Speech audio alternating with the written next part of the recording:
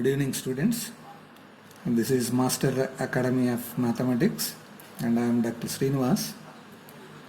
Today we are going to take about Introduction to Vector Calculus. But before starting to this, we need to have an idea of a plane. Normally, plane is nothing but this is complete white paper. You are supposing it as one type of plane. Either it may be two-dimensional plane, three-dimensional, or you can say that n-dimensional. So for easiness, I am going to consider about three-dimensional. Three-dimensional in the sense it is having three axes. X, this is x-axis, here I am supposing y-axis, and here it is z-axis. So before starting this vector calculus, first we need to understand this is a three-dimensional graph. It is located in a plane and I am just locating a point in the three-dimensional plane. Every point, it is having certain value in the graph. Generally this value we call it as magnitude. And there are certain points which are fixed in the plane, and that type of fixed points we call it as scalar. And there are certain points which are moving in the plane, we are calling it as vector. So in general we call it as scalar is a real number fixed in the plane, vector is a real number which is moving in the plane. So scalar is having only a magnitude, whereas the vector is having both magnitude and its direction. So as per physics terminology, so any quantity which is having magnitude, we call it as scalar, and a quantity having magnitude and a direction, we call it as vector. So corresponding to this vector, now I am entering into one more definition is scalar point function. If I am locating a point in a graph and this point is associated with a scalar, we call it as scalar point function. Suppose if the point is associated with the vector, we call it as vector point function. So after defining this, now I am entering into one more important bit is nothing but it is vector differential operator.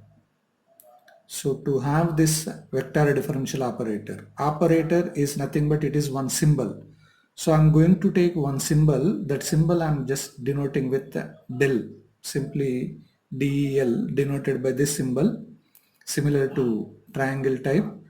So an operator del is said to be vector differential operator if it is defined by I into dou by dou x plus j into dou by dou y plus k into dou by dou z. So if any operator defined in this particular format, we are calling it as vector differential operator and simply it is denoted by del. Here I, j, k, these are all nothing but unit vectors corresponding to x-axis, y-axis and z-axis. And these are satisfying a property that I into I, simply we call it as I square, it is equal to 1. Similarly, j square equal to 1, k square equal to 1. Whereas I into j, that is equal to 0, j into k is 0 and k into I, it is equal to 0. Normally these are nothing but following a dot product rule. Simply we call it as dot product rule. So here, after defining this vector differential operator, any operator when it is defined in the plane must be associated with a function. That function either it may be a scalar function or it may be a vector function. So depending on that function, this vector differential operator divided into three categories.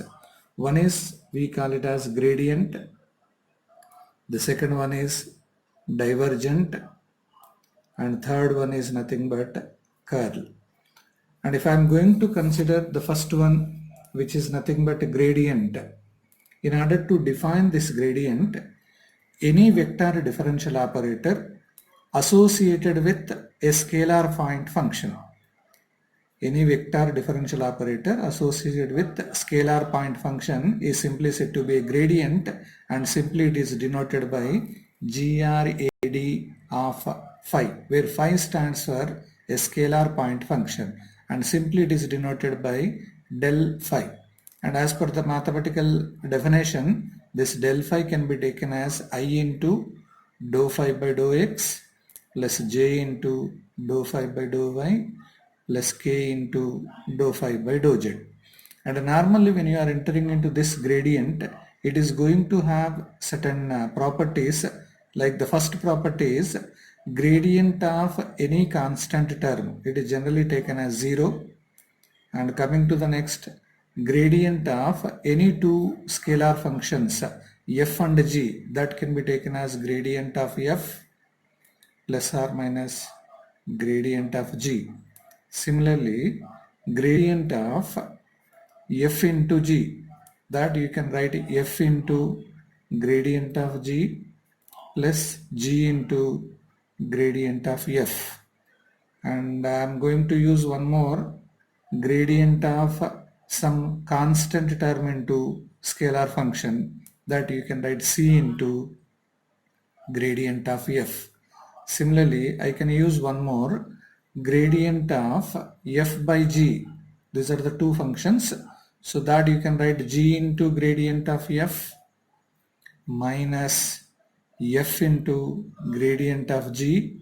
Total it is divided by g square. So normally when you look onto these basic principles, indirectly this gradient is following all differentiation principles.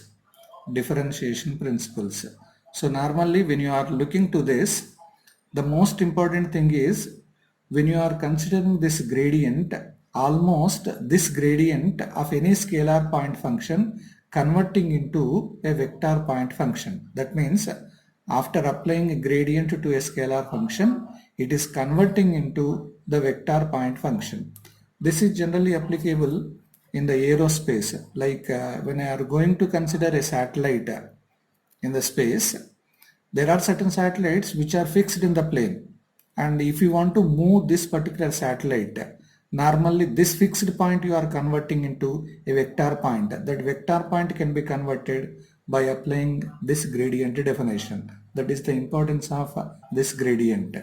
And here the one more important point is nothing but directional derivative. Simply I am denoting with dd. Don't call it as a demand draft. It is nothing but a directional derivative, and its definition and related to its problems that we take in the next video session.